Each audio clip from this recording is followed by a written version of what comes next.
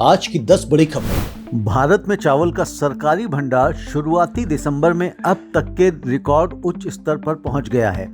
सरकारी आंकड़ों के अनुसार पिछले वर्ष की तुलना में चावल का स्टॉक लगभग 12% बढ़ा है। इसकी मुख्य वजह है कि राज्य संचालित एजेंसियों ने नए सीजन की धान फसल की भारी खरीद की है। विशेषज्ञों का मानना है कि बढ़ता हुआ भंडार भारत को चावल निर्यात बढ़ाने का अवसर देगा।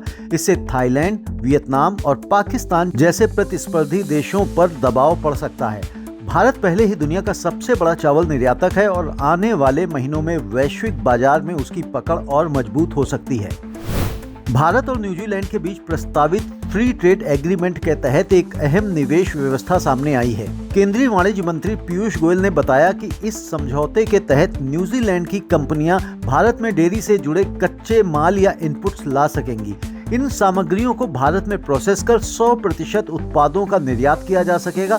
इससे भारत की प्रोसेसिंग क्षमता बढ़ेगी, रोजगार के अवसर पैदा होंगे और भारत न्यूजीलैंड के साथ साथ अन्य वैश्विक बाजारों में भी अपने डेयरी उत्पादों का निर्यात बढ़ा सकेगा।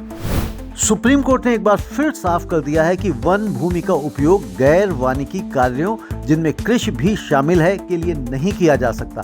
कोर्ट ने कहा कि खेती की अनुमति देने का मतलब पेड़ों की कटाई को बढ़ावा देना होगा, जो कि वन संरक्षण अधिनियम 1980 के खिलाफ है। अदालत ने स्पष्ट किया है कि किसी भी तरह की गैर वन गतिविधि के लिए केंद्र सरकार की पूर्व अनुमति अनिवार्य है। यह फैसला पर्यावरण संरक्षण और जैव विविधता के लिहाज से बेहद अहम माना जा रहा है। पंजाब सरकार इजराइल के साथ रणनीतिक कृषि साझेदारी पर विचार कर रही है। इसका मुख्य उद्देश्य है अत्याधुनिक कृषि तकनीकों को अपनाकर बेहतर बीजों का विकास करना। कृषि मंत्री गुरमीत सिंह खुडिया और इजराइल दूतावास के वरिष्ठ अधिकारी फॉरेस्ट साहेब के बीच हुई बैठक में इस पर चर्चा हुई। इस साझेदारी से पंजाब के किसानों को उच्च गुणवत्ता वाले बीज, जल प्रबंधन और स्मार्ट खेती की तकनीकें मिल सकती हैं। राष्ट्रीय किसान दिवस के अवसर पर वेदांता एल्युमिनियम ने उड़ीसा और छत्तीसगढ़ में 20,000 से अधिक किसानों को सशक्त बनाने का दावा किया है। कंपनी ने मिट्टी की उर्वरता, जल संरक्षण, वैज्ञानिक खेती और सस्ती तकनीक को खेत तक पहुंचाने पर ध्यान दिया है। इस पहल का उद्देश्य किसानों की उत्पादकता बढ़ाना और जलवायु लचीली खेती प्रणाली विकसित करना है।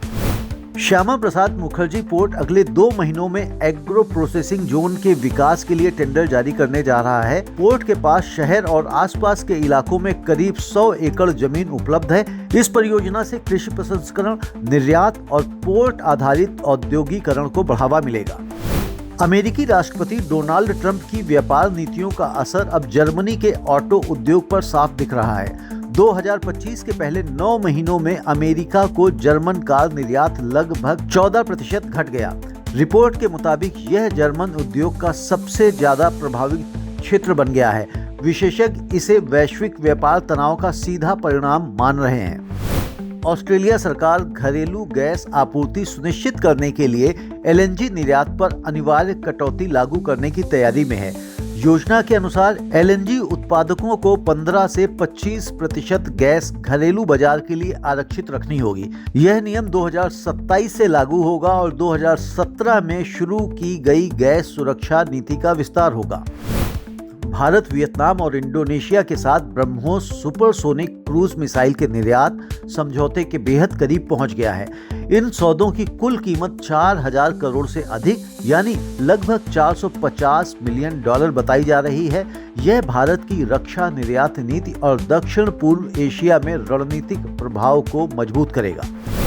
HDFC बैंक परिवर्तन की होलिस्टिक रूरल डेवलपमेंट प्रोग्राम योजना से मध्य प्रदेश के सीहोर जिले में महिला किसानों की आय में उल्लेखनीय वृद्धि हुई है। 2022 से 2024 तक चले इस कार्यक्रम में सतत कृषि, फसल विविधीकरण और महिला नेतृत्व वाले आजीविका मॉडल पर फोकस किया गया है। इससे ग्रामीण महिलाओं को आर्थिक रूप से मजबूत बनने में मदद मिली है। तो ये थी आज की प्रमुख खबरें।